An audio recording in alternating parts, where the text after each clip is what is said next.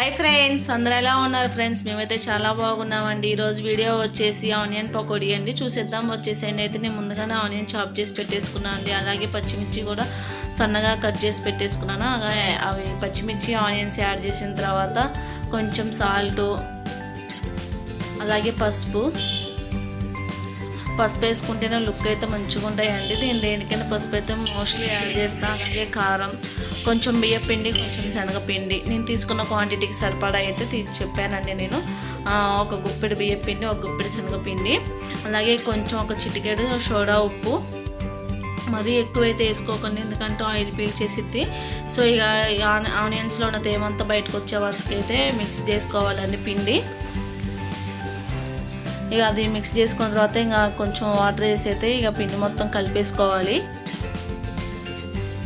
So ఇలా mix చేసుకున్న తర్వాత ఇంకొంచెం కరివేపాకు అయితే నేను యాడ్ చేశాను. ఫస్ట్లో కరివేపాకు అయితే యాడ్ చేయలేదండి. ఇప్పుడు వచ్చేసి కరివేపాకు అయితే యాడ్ చేశాను. ఇక నెక్స్ట్ వచ్చేసి అయితే డీప్ ఫ్రైకి ఆయిల్ పెట్టేసుకుందాం.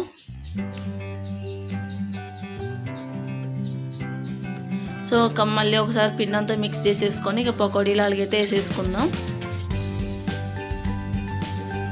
చాలామంది అయితే గట్టి పకోడీ అని వేస్తారండి. గట్టి పకోడీ కంటే నాకైతే ఈ పకోడీ ఇట్లా ఇష్టం, లూజ్గా కలుపుకొని వేసుకోవడం. మీకు ఎలా ఇష్టం అనేది అయితే నాకు చెప్పండి కామెంట్లో. అలాగే పకోడీ కాంబినేషన్గా ఏది ఇష్టం మీకు చెప్పండి.